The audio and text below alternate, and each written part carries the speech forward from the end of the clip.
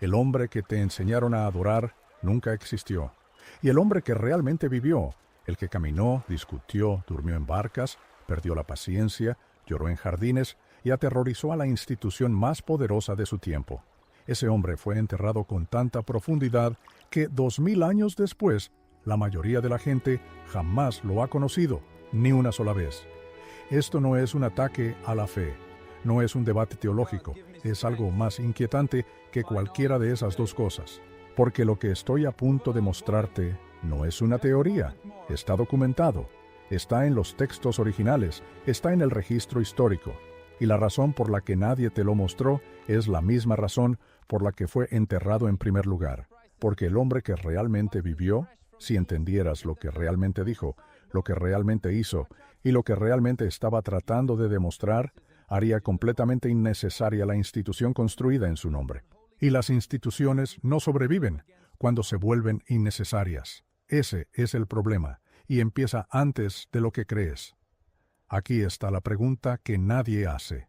El ser humano más influyente de la historia registrada, un hombre cuya existencia dividió el calendario, cuyo nombre es pronunciado por más de 2.000 millones de personas vivas hoy, cuya imagen aparece en más paredes, más lienzos, más pantallas que cualquier otro rostro en la civilización humana, y la persona promedio que lo ha seguido toda su vida no puede decirte lo que él realmente dijo, en el idioma original, en el contexto real, con el significado intacto. Piensa en eso. 2.000 millones de seguidores. Y la mayoría sigue una versión de este hombre que fue construida, editada, traducida e institucionalizada por comités de hombres, la mayoría de los cuales nunca lo conoció. Ninguno hablaba su idioma con fluidez, y todos tenían un interés político en controlar lo que él significaba. Eso no es fe, eso es un sustituto, y hoy vamos detrás del sustituto, al hombre, para un momento. Porque antes de seguir adelante, necesitas entender exactamente cómo ocurrió esto. No ocurrió lentamente. No ocurrió por malentendido ni por error honesto. Hubo un momento específico, una sala, una votación, una decisión, donde la versión de Jesús que te dieron fue elegida sobre la versión que realmente existió, y ese momento tiene un nombre, una fecha y una ubicación. El año fue el 325 desde Cristo. El lugar fue Nicea, en lo que hoy es el noroeste de Turquía. El emperador romano Constantino, que aún no había sido bautizado, que simultáneamente supervisaba ceremonias religiosas paganas y cuyo principal interés en el cristianismo era la unificación política de un imperio que se fracturaba, convocó un concilio de obispos y les dio una tarea: decidir oficial y permanentemente lo que el cristianismo significaría. ¿Qué textos serían incluidos? ¿Qué textos serían excluidos? Y lo más importante, ¿quién era Jesús? Y aquí es donde se pone peligroso, no quién él dijo que era, quién la institución necesitaba que fuera. La divinidad fue sometida a votación. La naturaleza de Cristo, completamente divino, completamente humano, ambas cosas, ninguna, fue decidida a mano alzada por hombres que habían pasado décadas en amargo combate teológico exactamente sobre esta pregunta. Y la versión que ganó no fue elegida porque fuera la más históricamente precisa. Fue elegida porque era la más políticamente útil. Eso es todo. Un Salvador divino que existe más allá del alcance humano requiere una institución que medie el acceso a él. Un maestro humano cuyo método cualquiera puede practicar. Ese no requiere nada más que la voluntad de practicarlo. Y ahora entiendes por qué la votación fue como fue. Y empeora. Porque Nicea no fue el final, fue el comienzo. El concilio de Constantinopla en el 381, el concilio de Éfeso en el 431, el concilio de Calcedonia en el 451, cada uno añadiendo otra capa de teología institucional sobre la figura original, cada uno haciendo al hombre más difícil de ver y a la institución más necesaria para navegarlo. Cuando el proceso estuvo completo, el Jesús original no solo estaba oscurecido, era estructuralmente inaccesible sin permiso institucional. Recuerda lo que dije al principio, que esto fue construido a propósito. Esto es exactamente lo que quise decir. Pero hay algo que no pudieron destruir: los textos mismos. Porque el griego original, El idioma en el que fueron escritos los evangelios todavía lleva al hombre detrás de la institución, y en el momento en que lo lees en el idioma original, el sustituto se disuelve. Y ves a alguien que nunca antes habías visto. Presta atención ahora, porque este solo descubrimiento va a cambiar la manera en que lees cada versículo que alguna vez memorizaste. La palabra griega que la Iglesia tradujo como arrepentíos, la primera palabra del ministerio público de Jesús en el Evangelio de Marcos, la palabra que define todo su mensaje inicial, la palabra que ha sido predicada desde los púlpitos durante 17 siglos como un llamado a la sumisión moral, es metanoia. Y metanoia no significa arrepentirse, no significa sentir culpa. No significa confesar tus pecados y someterte a la autoridad. La palabra metanoia es un compuesto de meta, más allá, después, transformación, y nous, mente, conciencia, la facultad de la percepción misma. Metanoia significa una transformación radical de la mente, un cambio fundamental en cómo percibes la realidad. La primera palabra que Jesús pronunció en su ministerio público no fue un llamado a la sumisión religiosa, fue un llamado a la revolución cognitiva. Transforma completamente tu mente, porque el reino de la conciencia está disponible ahora mismo. Eso es lo que dice el texto original. Esa es la declaración de apertura. Eso es todo. Y fue traducida como arrepentíos. Una palabra que apunta hacia adentro, hacia la culpa, hacia una institución que puede absolver esa culpa, hacia una dependencia permanente, no transformación, dependencia. Todo el edificio de la culpa cristiana, la confesión, la absolución, la necesidad de mediación sacerdotal, descansa sobre una sola, mala traducción de la primera palabra que Jesús pronunció. Eso no es un error. Eso es una elección. Ahora mira lo que pasa, porque la mala traducción de metanoia no es un caso aislado, es un patrón. Y una vez que ves el patrón, no puedes mirar un solo versículo traducido de la misma manera otra vez. La palabra traducida como reino, como en el reino de Dios, la frase que Jesús usó más que ninguna otra en todo su ministerio, es basileia. Y basileia en el griego original no significa principalmente un territorio geográfico gobernado por un rey. Significa una condición del ser, un estado de conciencia, una cualidad de presencia. Cuando Jesús dijo, «El reino de Dios está dentro de vosotros», Lucas 17:21, la palabra traducida como dentro es entos, y entos significa interior, adentro, ya presente dentro de la estructura. No que está por venir, no que se gana, no que se media, ya presente, adentro, ahora mismo. El hombre cuya primera palabra fue metanoia, transforma tu mente, estaba diciendo que el destino de esa transformación no era un lugar futuro ni una recompensa póstuma. Era un estado interior disponible para cualquier ser humano dispuesto a someterse a la transformación. Piensa en lo que eso significa. En el idioma original, Jesús no estaba fundando una religión, estaba describiendo una práctica. Y la práctica no requería una iglesia, un sacerdote, una confesión, ni ningún tipo de institución. Solo requería una mente transformada. ¿Y entiendes, otra vez? Porque la traducción fue como fue.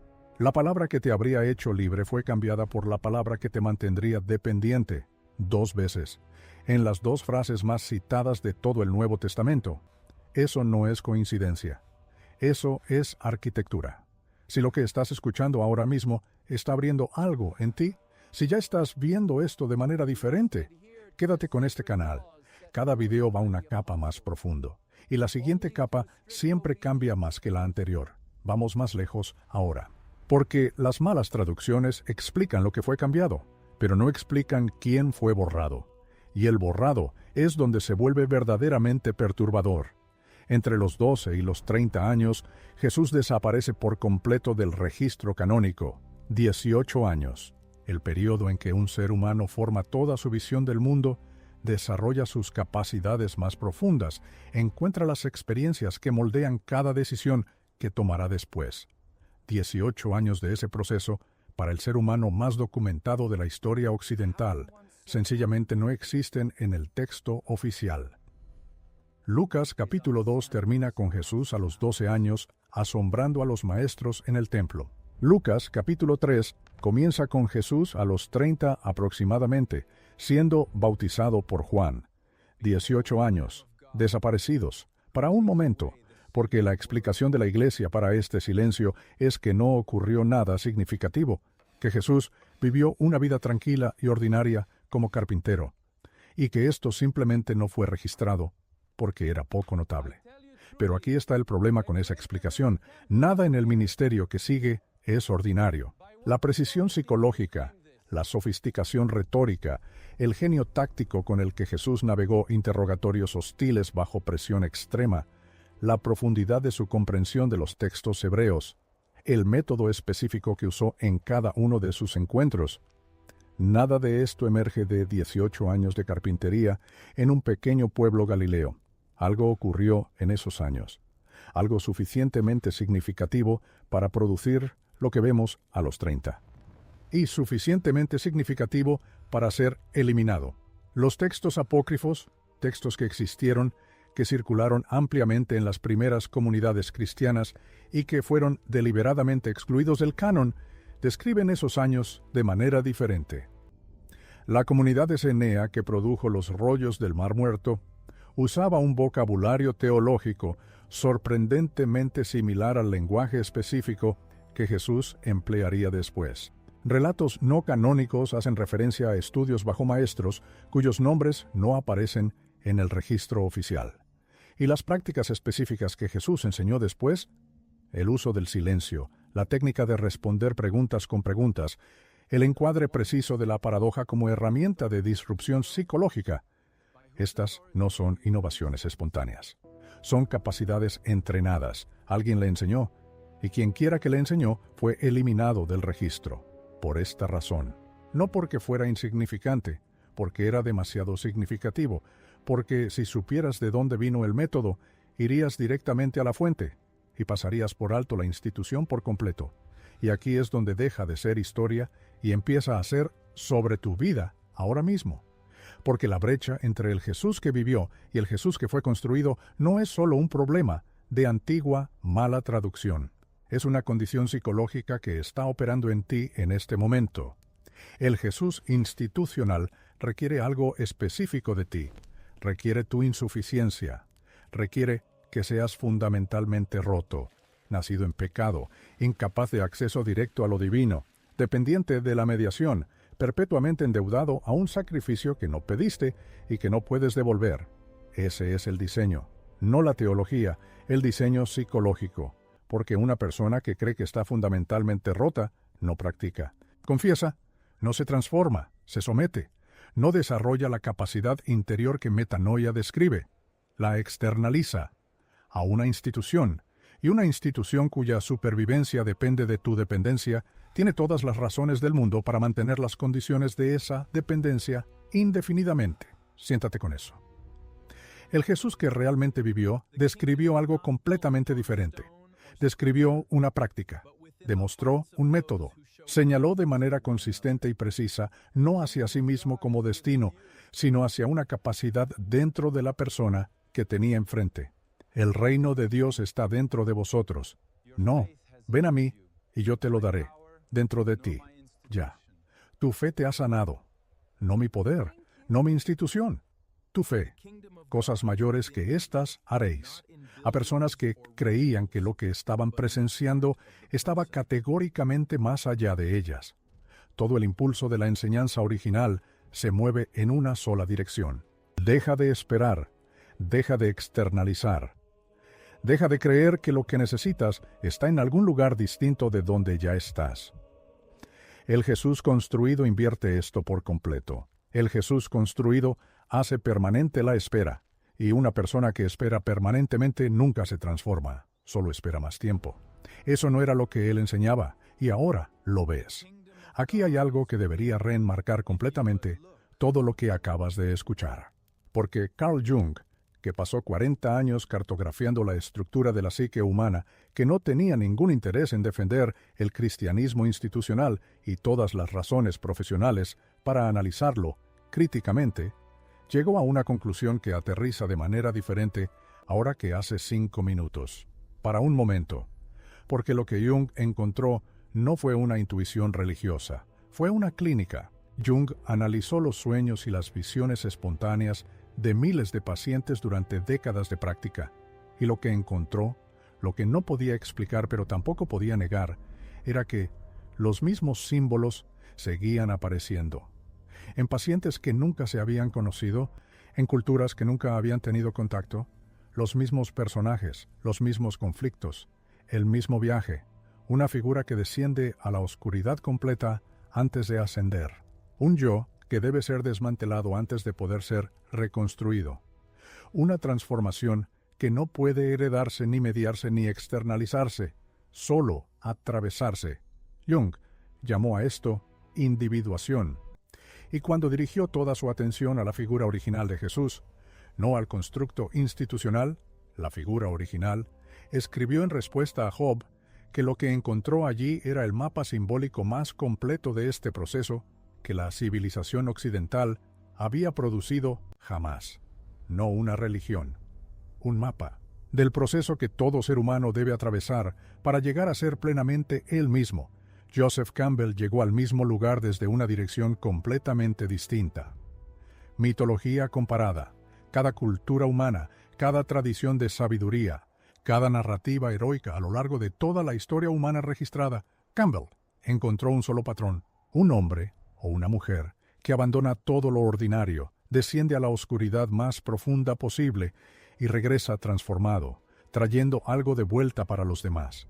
Lo llamó el monomito, y encontró que el patrón de la vida de Jesús, los 18 años ocultos, la iniciación en el Jordán, el ministerio, la confrontación con el poder, la muerte, la resurrección, era una de las expresiones más precisas de este patrón universal jamás registrada.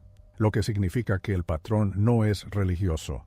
El patrón es humano, y la institución capturó el símbolo y se detuvo allí. La figura original señalaba más allá del símbolo hacia la transformación que el símbolo describía. Ese es el patrón completo, eso es todo.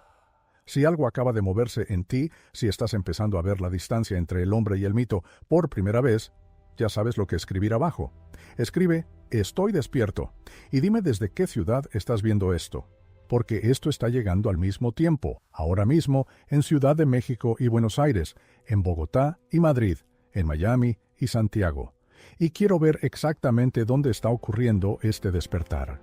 Esto es lo que quiero que te quedes pensando. Todavía no hemos entrado a una sola palabra específica que le dijo a una persona específica. Todavía no hemos analizado ni un milagro, ni una confrontación, ni un momento de silencio. Solo hemos establecido una cosa, la distancia entre el hombre y el mito. ¿Y ya? Solo con esa distancia, algo ha cambiado en la manera en que lo ves.